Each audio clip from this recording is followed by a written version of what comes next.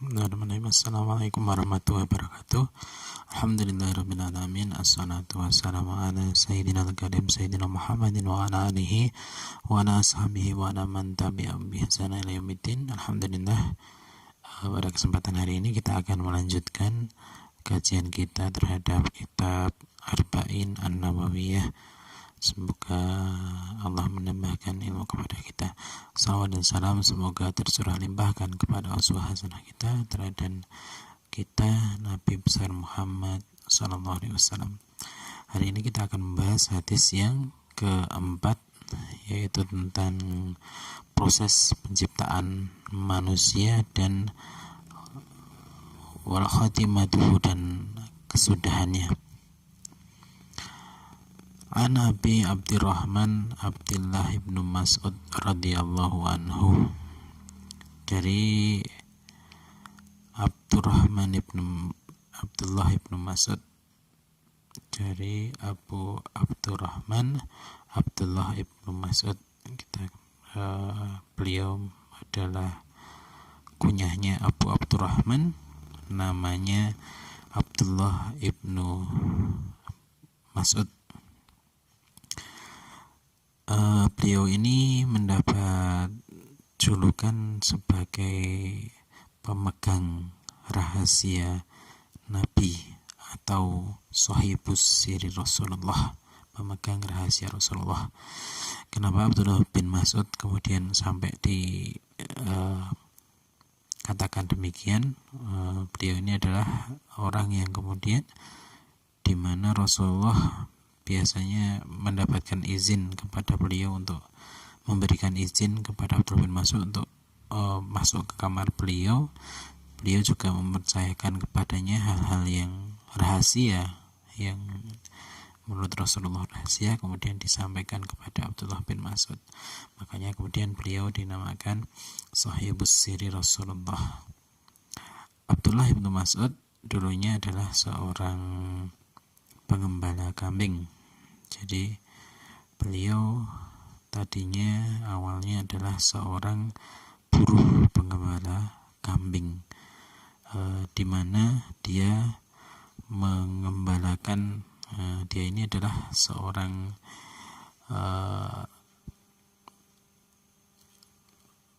golongan sahabat yang masuk Islam pada awal-awal Islam. Beliau ini adalah berasal dari Bani Zahrah. Postur badannya itu tidak seperti orang Arab itu ya. Jadi badannya itu kurus, pendek, tidak seperti orang Arab kebanyakan. Beliau ini adalah, tadi saya sampaikan sebelumnya, adalah pengembala kambing dari seorang yang bernama Uqbah bin Abi Mu'aid. Hal yang menarik ketika yang menyebabkan oleh Abdullah bin Mas'ud masuk Islam itu adalah suatu kejadian di mana saat itu Abdullah bin Mas'ud sedang mengembalakan kambing dari Uqbah bin Abi Mu'aid ini. Kemudian datang Rasulullah dan Abu Bakar. Sebelumnya Abdullah bin Mas'ud belum mengenal siapa beliau. Kemudian datang dua orang sahabat ini, yaitu Rasulullah Muhammad SAW dan Abu Bakar radhiyallahu anhum. Kemudian yang sedang kehausan dan meminta susu kepadanya, kepada Abdullah bin Mas'ud ini. Tapi ternyata Ibnu Mas'ud tidak mau memberikan ya, karena sekali lagi dia memegang amanah, melaksanakan amanahnya sebagai pengembala kambing. Abdullah bin Mas'ud pun tidak memenuhi permintaan Rasulullah itu, karena memang walaupun Rasulullah sedang kehausan. Akhirnya Rasulullah SAW meminjam seekor anak kambing yang masih kecil gitu ya. Kemudian Abdullah bin Mas'ud mengizinkannya. Kemudian Rasulullah berdoa, dan kemudian tiba-tiba secara ajaib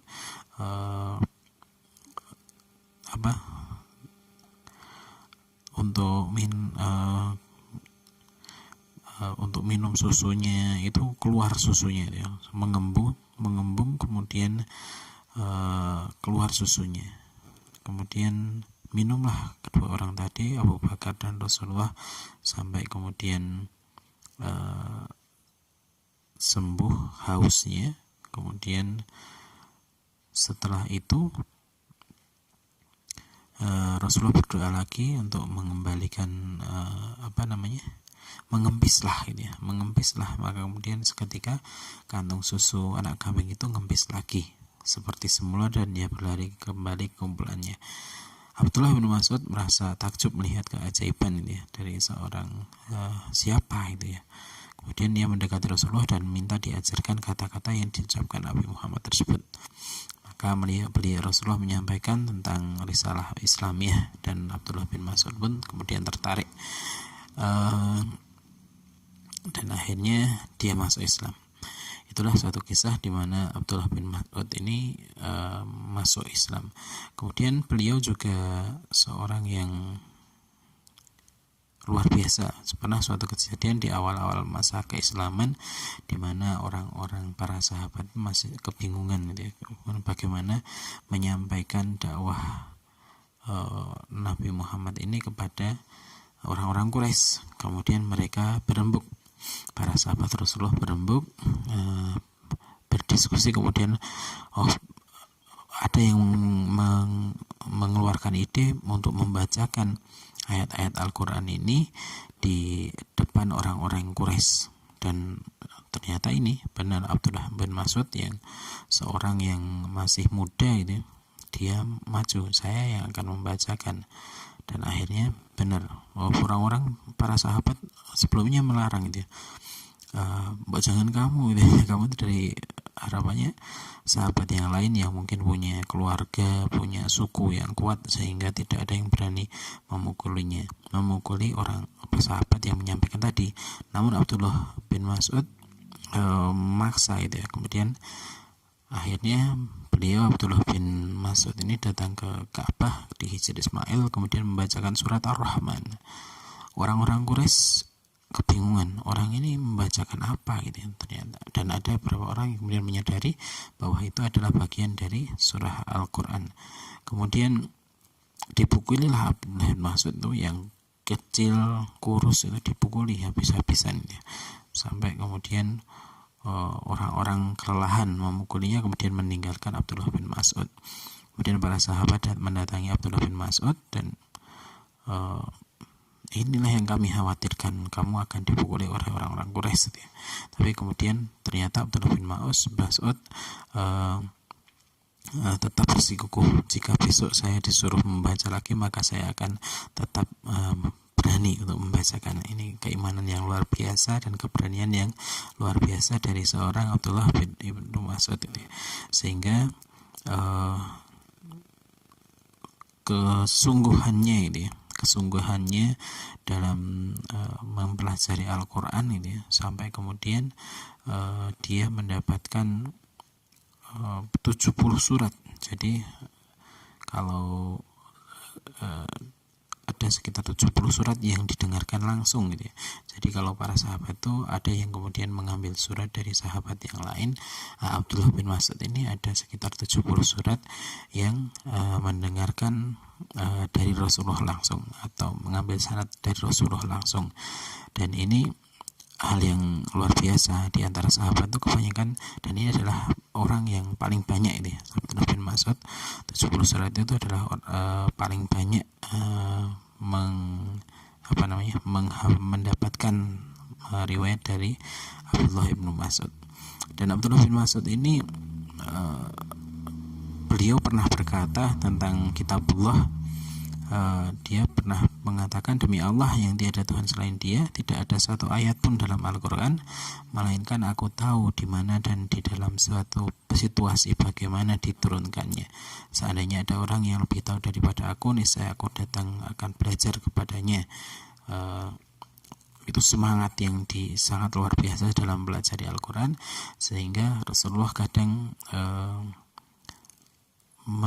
ingin mendengarkan bacaan dari bacaan Al-Quran itu maksud. Dan pernah Rasulullah menyampaikan, jika ingin mendengarkan bacaan Al-Quran sebagaimana Al-Quran turun, maka dengarkanlah bacaannya Ibnu Mas'ud. Ini salah satu sahabat yang luar biasa dari seorang yang kemudian tadinya pengembala kambing, yang miskin, badannya jelek, badannya kurus, kering, jelek gitu ya. Tapi luar biasa, ini menjadi seorang yang ahli Al-Quran, penghafal Quran, faham Al-Quran, dan ini menjadi keutamaan yang sangat besar. Bahkan suatu ketika di Madinah, Abdullah bin Mas'ud ini pernah memanjat kemudian terlihat betisnya Abdullah bin Mas'ud yang kering nih, yang kecil ya. Kemudian beberapa orang sahabat tertawa. Kata Rasulullah, kenapa kamu tertawa? Betisnya Abdullah bin Mas'ud itu lebih berat jika ditambah di hari kiamat kelak, akan lebih berat daripada gunung Uhud. Nah, ini hal yang luar biasa, seorang yang dimuliakan dengan Al-Quran. Itulah Abdullah ibnu Mas'ud. Hadatsana Rasulullah, tadi Abdullah bin Mas'ud radhiyallahu anhu qala hadatsana Rasulullah sallallahu alaihi wasallam wa huwa shadiqul masduq inna ahadukum yajma'u khalquhu fi batni ummihi arba'ina yawman nutfatan summa yakunu alaqatan mislu dhalik summa yakunu mudghatan mislu dhalik summa yursalu ilaihi malak fayanfakhu fihi ruh wa yu'maru bi arba'ina kalimatin bikatbi rizqihi wa ajalihi wa amilihi wa syakihi aw sa'idin wallahu la ilaha illa ghairuhu inna ahadakum la ya'malu bi amali ahlil jannah hatta ma yakuna bainahu wa bainaha illa dira' fayasbaqu alaihi alkitab fayamalu bi amali ahlin nar fayadkhuluha fa inna ahadakum la ya'malu bi amali ahlin nar hatta ma yakuna bainahu wa bainaha illa dira' fayasbaqu alaihi alkitab fayas'malu bi amali ahlil jannah fayadkhuluha. Ini hadis yang sangat luar biasa dari Rasulullah. Abdullah bin Mas'ud mendapatkan dan mendengar dari Rasulullah. Rasulullah pernah bersabda bahwa seorang itu yuzma'u khalquhu fi batni ummihi, dikumpulkan penciptaannya fi batni ummihi, di dalam rahim ibunya, selama 40 hari berupa air mani, kemudian menjadi segumpal darah selama 40 hari juga, kemudian menjadi segumpal daging selama 40 hari juga. Fayanfahu fihi ruh, summa yursalu ilahil malak, kemudian diutuslah malaikat, fayanfahu fihi ruh, kemudian ditiupkanlah ruh, kemudian dituliskan 4 kalimat, yaitu rezeki, ajal, amal, serta hidup celaka atau bahagia. Kata Rasulullah, demi Allah yang tidak ada ilah yang berhak disembah selain Dia, sungguh di antara kalian yang beramal dengan amalan ahlul jannah hatta ma yakuna baina wa bainaha, sehingga antara dirinya dengan surga itu illa dira', 1 dira', artinya sangat dekat sekali. Wa yasbaquna alaihil kitab, kemudian didahului takdir. Fa ya'malu bi amali ahlin nar, kemudian orang tadi mengamalkan amalan ahli neraka. Fa yadkhuluha, kemudian dia masuk ke dalam neraka. Fa inna ahadukum la ya'malu bi amali ahlin nar, ada orang yang kemudian mengamalkan dengan amalan-amalan ahlu neraka, hatta ma yakuna bainahu wa bainaha ila dira', sampai jaraknya antara dirinya dengan neraka itu tinggal 1 dira', artinya dekat sekali, sudah sangat terkali. Wa yasbaqu alaihil kitab, kemudian didahului dengan takdir, fa ya'manu bi amali ahlil jannah fa yadkhuluha. Kemudian dia mengamalkan amalan ahlus surga, kemudian dia masuk ke dalam surga. Hadis ini diriwayatkan oleh Imam Bukhari dan Imam Muslim.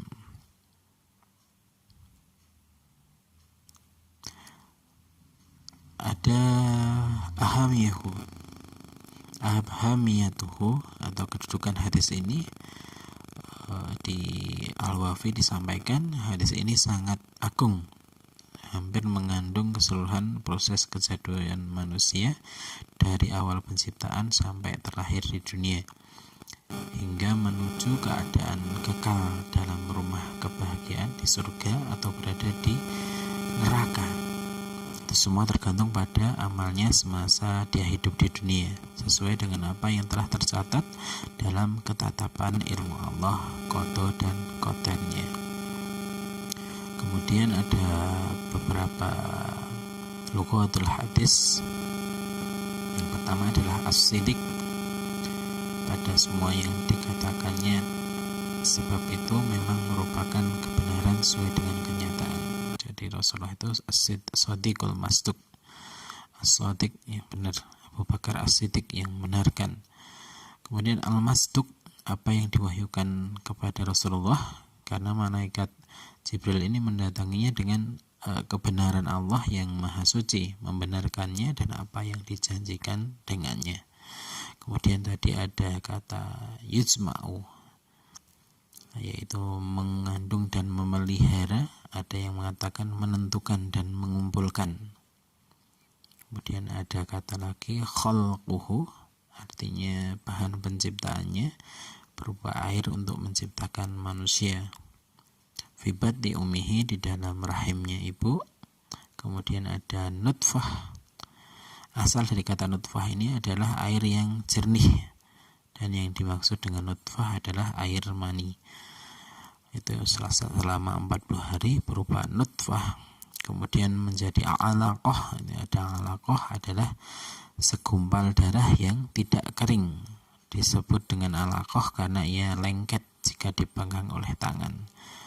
Kemudian ada kata mudghah, yaitu mudghah ini adalah sepotong daging yang menurut tempat potongan daging, mengikuti tempat potongan dagingnya. Kemudian berikutnya ada kata fayasbiq alaihil kitab, yaitu ilmu Allah yang telah mendahulinya, telah tertulis di Lauhul Mahfuz, atau yang telah ditetapkan terlebih dahulu pada saat dia masih berada di rahim ibunya. Faqihul hadis, tentang isi dan kandungan hadis yang ada di kitab hadis yang keempat ini. Yang pertama ini adalah tentang perkembangan janin. Hadis ini menunjukkan bahwa janin diciptakan selama 120 hari dalam 3 tahapan. Tiap tahapan berlangsung selama 40 hari, dan pada 40 hari pertama berupa nutfah, kemudian pada 40 hari kedua berubah menjadi alaqah atau segumpal darah, dan kemudian pada 40 hari yang ketiga berubah menjadi mudghah. Sesudah mencapai 100 hari, kemudian malaikat meniupkan ruh, kemudian menulis 4 hal. Allah Ta'ala menyatakan dalam kitabnya di sini disebutkan potongan dari surat Al-Hajj ayat kelima, ya ayuhan nasu in kuntum fi raibim minal ba'si fa inna khalaqnakum min turabin summa min nutfatin summa min alaqatin summa min mudghatin mukhallaqatin wa khairi mukhallaqatin linubayyina lakum. Di sini sampaikan di surat Al-Hajj, wahai manusia, jika kamu dalam keraguan tentang kebangkitan dari kubur, maka ketahuilah sungguhnya kami telah menjadikan kamu dari tanah, kemudian dari setetes air mani, kemudian dari segumpal darah, kemudian dari menjadi daging.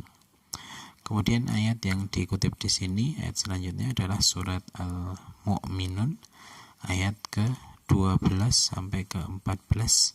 A'udzubillahi minasyaitonirrajim. Bismillahirrahmanirrahim. Walaqad khalaqnal insana min sulalatin min tin, summa ja'alnahu nutfatan fi qararin makin, summa khalaqna nutfatan 'alaqatan wa khalaqna 'alaqatan mudghatan wa khalaqnal mudghatan 'idhaman fakasawna 'idhama lahman summa ansha'nahu khalqan akhar fatabarakallahu ahsanul khaliqin. Dan sungguhnya telah Allah ciptakan manusia dari suatu, yaitu saripati yang berasal dari tanah. Kemudian Allah menjadikan saripati itu air mani yang disimpan dalam tempat yang kokoh atau rahim gitu ya. Kemudian air mani itu kami jadikan segumpal darah. Lalu dari segumpal darah itu Allah jadikan menjadi segumpal daging. Dari segumpal daging itu kemudian Allah jadikan menjadi tulang belulang. Lalu tulang belulang itu dibungkus dengan daging. Kemudian Allah menjadikan dia makhluk yang berbentuk lain. Maka Maha Suci Allah pencipta yang paling agung, paling baik. Dalam ayat di atas Allah telah menyebutkan proses kejadian manusia dalam 4 tahapan. Kemudian dalam hadis ditambahkan 3 proses kejadian lain sehingga semuanya menjadi 7 tahapan. Ibnu Abbas radhiyallahu anhu mengatakan anak Adam diciptakan dalam 7 tahapan. Kemudian membaca ayat di atas 2 ayat tadi. Hikmah Allah Ta'ala dalam menciptakan manusia dengan berangsur-angsur dan disesuaikan dengan perkembangan dari satu tahapan ke tahapan yang lain, padahal Allah Ta'ala dengan kuasaannya sanggup memprosesnya secara langsung dalam sekejap, adalah agar terdapat kesesuaian antara penciptaan manusia dengan penciptaan alam yang luas, disesuaikan dengan hukum sebab akibat, pendahuluan dan nilai-nilai.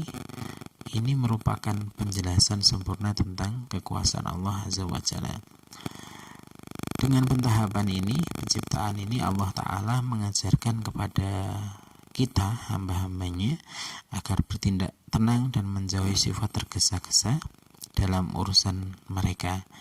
Juga mengajarkan bahwa untuk mencapai kesempurnaan diperlukan proses setingkat demi setingkat, sebagaimana juga terlihat dalam pencapaian kesempurnaan jasad dan penciptaannya dari satu tahapan ke tahapan berikutnya hingga mencapai dewasa kesempurnaan badan. Maka begitu pula yang berlaku dalam seseorang mencapai kesempurnaan ruh atau suluk atau ibadah. Jika tidak, maka dia akan berjalan serampangan bagai berjalan dalam kebutaan, berjalan di malam gelap tanpa petunjuk. Kemudian yang kedua, tadi yang pertama, kemudian hikmah yang kedua atau kandungan hadis yang kedua, yaitu ditiupkannya roh. Para ulama telah bersepakat bahwa peniupan roh pada janin itu terjadi setelah janin berumur 120 hari, terhitung dari waktu terjadinya pembuahan, yaitu setelah mencapai bulan keempat dan memasuki bulan ke-5. Semua ini dapat disaksikan kebenarannya dan sejak saat itu pemenuhan hak berupa hukum-hukum serta nafkah bagi janin wajib dipenuhi. Hal ini dikuatkan dengan adanya pergerakan janin dalam rahim. Inilah diantara hikmah seorang wanita yang ditinggal mati suaminya, maka iddahnya adalah 4 bulan dan 10 hari demi untuk memastikan rahimnya kosong pada masa tersebut. Ruh adalah sesuatu yang buat manusia hidup, merupakan urusan Allah Ta'ala sebagaimana yang diberikan dalam surat Al-Isra ayat ke-85 tentang orang-orang yang kemudian bertanya tentang ruh. Rasulullah diminta untuk mengatakan ruh itu adalah urusan Robku dan tidaklah kamu diberi pengetahuan melainkan sedikit. Rasulullah diberi pengetahuan yang sedikit terkait dengan roh ini. Dalam Syarah Muslim, Imam Nawawi menyebutkan bahwa ruh adalah jasad halus yang mengalir di badan bercampur dengan campuran air. Sedangkan Imam Ghazali dalam Ihya Ulumuddin menyebutkan bahwa ruh adalah elemen padat atau atom, unsur paling kecil yang menetap di badan. Allahu a'lam bishawab. Kemudian hikmah hadis yang ketiga, yaitu haramnya menggugurkan kandungan. Para ulama sepakat bahwa hukum menggugurkan kandungan itu adalah haram sesudah ruh ditiupkan ke dalam janin. Hal ini dipandang sebagai kejahatan yang haram dilakukan oleh seorang muslim, karena melakukan hal itu tak ubahnya melakukan kejahatan terhadap orang yang telah hidup secara sempurna.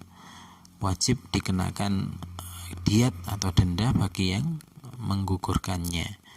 Jika yang bayi keluar dalam keadaan hidup lantas meninggal, dendanya lebih ringan jika bayi lahir dalam keadaan meninggal. Sementara itu menggugurkan janin sebelum ditiupkan ruh juga haram.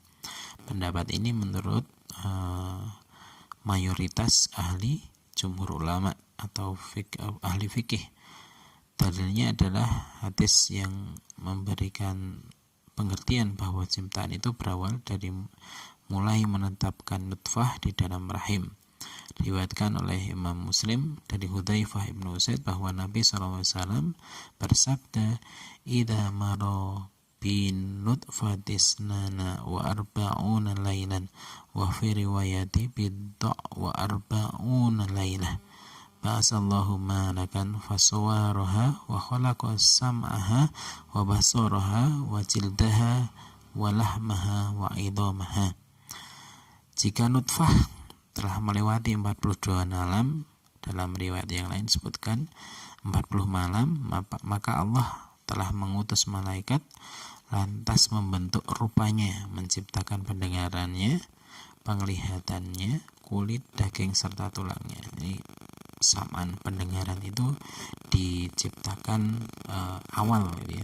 Diciptakan paling awal. Maka kemudian ada seorang ustadz menyampaikan kepada kami, maka salah satu yang kalau ingin anaknya menjadi penghafal Quran, maka bisa dilatih dengan menghafalkan, memperdengarkan Al-Quran sejak mulai dalam kandungan ibu, gitu ya. Kemudian dalam kitab Jamil Ulum wal Hikam karya Ibnu Rajab Al-Hambali disebutkan, sebagian ahli fikih telah memberikan keringanan bagi perempuan untuk menggugurkan janin di perutnya sebelum ditiupkan ruh. Mereka berpendapat hal itu seperti al-azl. Ini merupakan pendapat yang lemah karena jalin telah berwujud anak dan barangkali telah berbentuk. Adapun dalam masalah al-azl belumlah berwujud anak sama sekali, tapi al-azl merupakan sebab agar tidak hamil, dan hal ini tidak mempunyai pengaruh jika Allah menghendaki untuk menjadikannya menjadi sebuah janin. Dalam Ihya Ulumuddin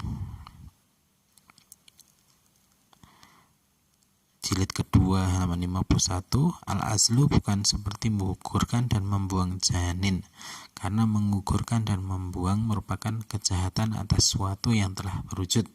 Dengan wujud itu bertahap-tahap. Tahapan pertama terjadi saat nutfah memancar ke dalam rahim dan bertemu dengan ovum wanita, kemudian siap untuk membuahinya, dan merusak terjadinya pembuahan adalah kejahatan. Maka kejahatannya akan lebih besar ketika sperma telah menjadi segumpal darah, apalagi jika sampai janin itu telah ditiupkan ruh dan telah menjadi makhluk sempurna.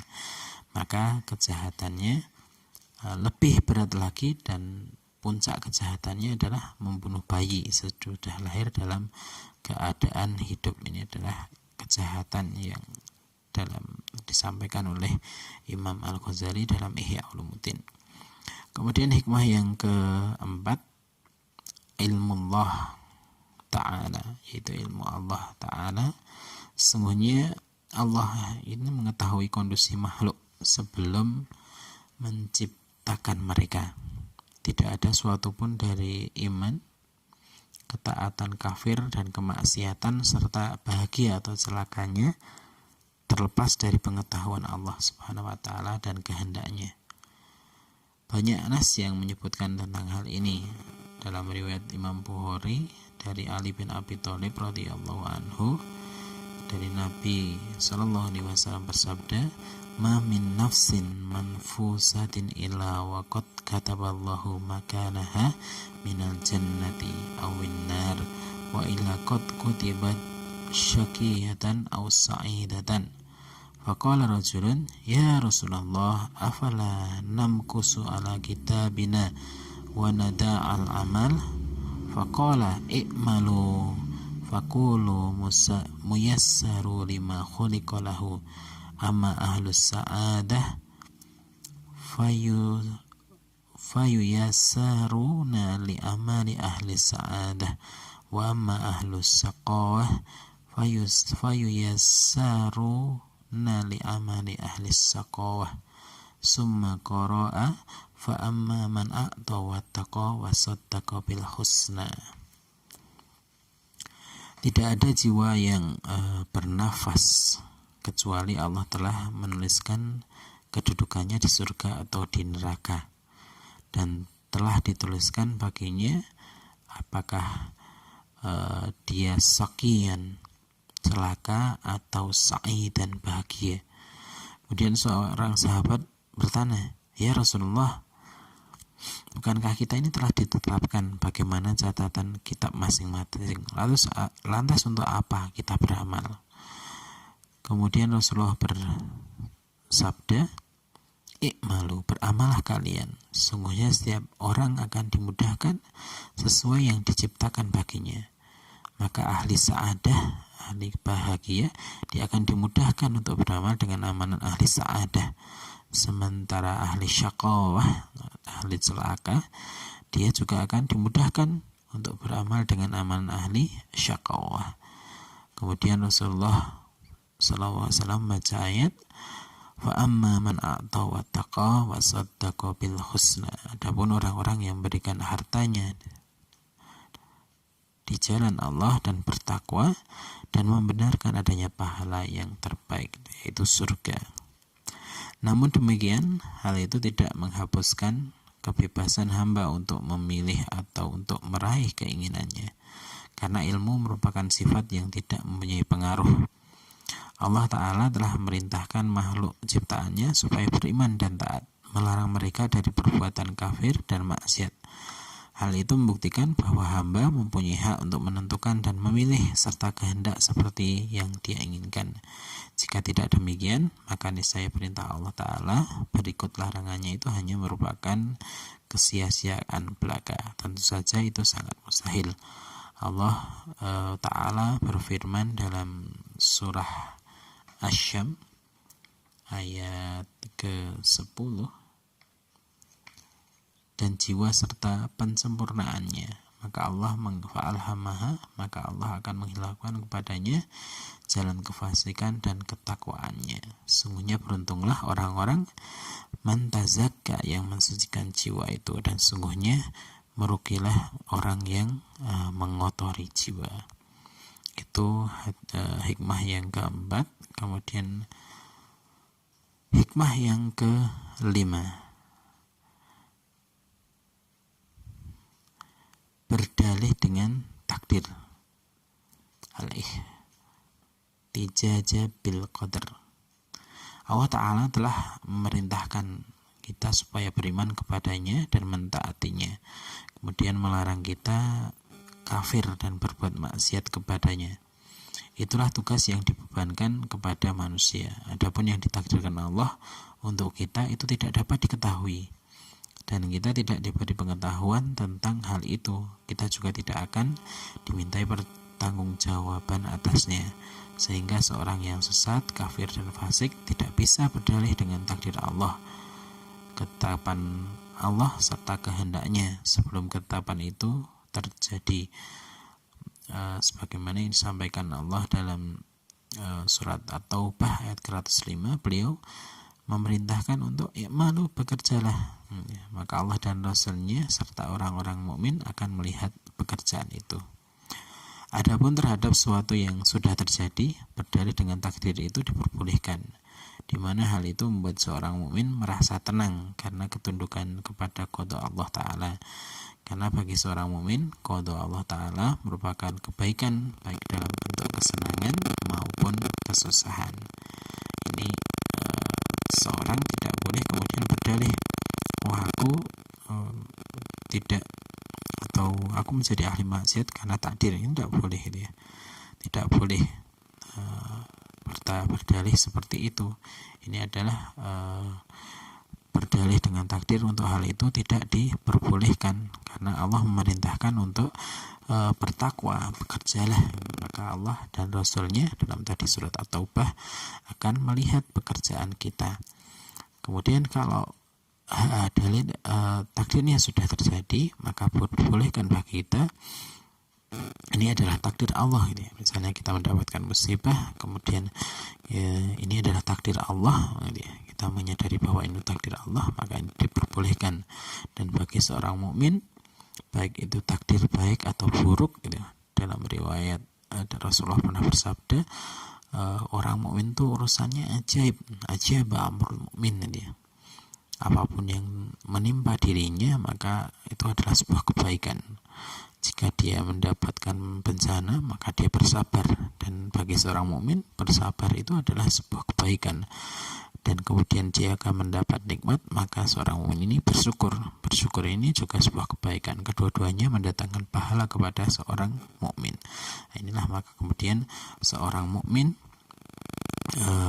beriman kepada qada dan qadarnya Allah Subhanahu wa Ta'ala, baik dan buruknya takdirnya Allah Subhanahu wa Ta'ala. Kemudian kita lanjutkan hikmah hadis yang keenam, yaitu amalnya dinilai dengan hasil akhirnya. Diriwayatkan oleh Imam Bukhari dari Sahal bin Sa'ad, Nabi SAW bersabda, sesungguhnya amal itu tergantung pada hasil akhirnya. Makna dari hadis ini bahwa siapa yang ditulis keimanan dan ketaatan untuknya pada akhir umurnya, yang sebelumnya dia kufur dan berbuat maksiat kepada Allah, kemudian Allah merintahkan petunjuk iman dan taat dalam beberapa masa sebelum akhir umurnya, sehingga dia mati dalam keadaan seperti itu, maka dia akan masuk ke dalam surga. Dan siapa yang tulis baginya kekafiran dan kefasikan di akhir umurnya, meski sebelumnya dia adalah orang yang beriman dan taat, kemudian Allah Ta'ala menghinakannya melalui perbuatan atau amal serta kehendak si hamba tersebut, sehingga dia layak untuk dikatakan sebagai kafir, beramal dengan amalan ahli neraka, lalu dia mati dalam keadaan seperti itu, maka dia dijebloskan ke dalam neraka. Tadi disampaikan ada orang yang kemudian beramal, sudah mengamalkan kebaikan sampai saking baiknya, saking baiknya amalnya, jarak antara dirinya itu hanya tinggal 1 jengkal 1 tirok. Tapi kemudian karena takdir Allah, maka kemudian dia beramal di akhir hayatnya beramal ahlunar, sehingga masuk ke dalam neraka. Ada juga orang yang kemudian bermaksiat, ya, sepanjang hidupnya bermaksiat, gitu ya. Tapi kemudian di akhir hidupnya dia melakukan perbuatan ahlu jannah, maka dia dimasukkan ke dalam surga. Maka kita mungkin, gitu ya, yang saat ini mungkin sudah berbuat atau mungkin sudah menjadi orang yang solih, gitu ya, sudah orang yang menjadi solih, jangan merasa aman dari su'ul khotimah, gitu ya. Karena bisa jadi kita mungkin sebagai ustadz atau seorang yang alim, gitu ya, tapi bisa jadi di akhir hidupnya mengamalkan amalan ahlun nar, kemudian masuk ke dalam neraka. Ini bagi orang-orang yang sudah menjadi orang baik, orang yang solih, maka jangan pernah merasa aman. Maka kemudian selalu perbaiki niat, perbaiki amalan, jangan merasa aman. Begitu juga pelajarannya bagi orang yang sudah yang pelaku maksiat, jangan kemudian merasa berputus asa dari rahmat Allah. Sebelum ajal mendatangi, maka masih ada kesempatan untuk bertaubat. Di sini sampaikan ada orang yang sudah beramal dengan amalan ahlu neraka sampai saking banyaknya kemaksiatannya hingga antara dirinya dengan neraka itu tinggal satu jengkal, tapi ternyata qadarullah di akhir hayatnya dia mengamalkan amalan ahlu jannah dan akhirnya dia dimasukkan ke dalam surga. Itulah sekali lagi, bagi orang yang sudah soleh jangan pernah merasa aman, dan orang yang bermaksiat jangan pernah berputus asa dari rahmat Allah. Kemudian yang ketujuh, Nabi Rasulullah SAW itu sering memperbanyak doa yang banyak dibaca oleh Nabi Muhammad SAW adalah Ya muqallibal qulub sabbit qalbi ala dinik. Wahai zat yang membolak-balikkan hati, tetapkanlah hatiku di atas sabit qalbi ala dinik, tetapkanlah hatiku di atas agama ini. Kemudian doa yang lain, sabda Rasulullah yang diriwayatkan oleh Imam Muslim, Inna quluba bani adama baina isba'aini min asabi'ir rahman azza wa jalla qalbin wahidin yusarrifuhu kaifa yasha. Summa qala Allahumma musarriful qulub sarrif qulubana ala ta'atik. Sungguhnya hati dari Bani Adam ini berada dalam dua genggaman tangan Ar-Rahman Azza wa Jalla, seperti dalam satu hati yang dia bolak-balik sesuai apa yang dia kehendaki. Kemudian Rasulullah bersabda, Allahumma musarrif, beliau berdoa, Allahumma musarrif quluba sorif qulubana ala ta'atika. Ya Allah, zat yang bolak-balikkan hati, tetapkanlah hati kami untuk selalu taat kepadamu.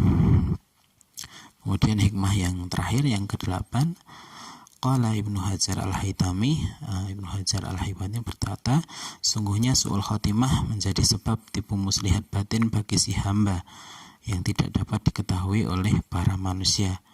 Ada kalanya seorang melakukan amalan ahli neraka, padahal di dalam hatinya terselip suatu sifat kebaikan yang lebih dominan pada masa akhir hayatnya, sehingga dia mati dalam keadaan husnul khotimah.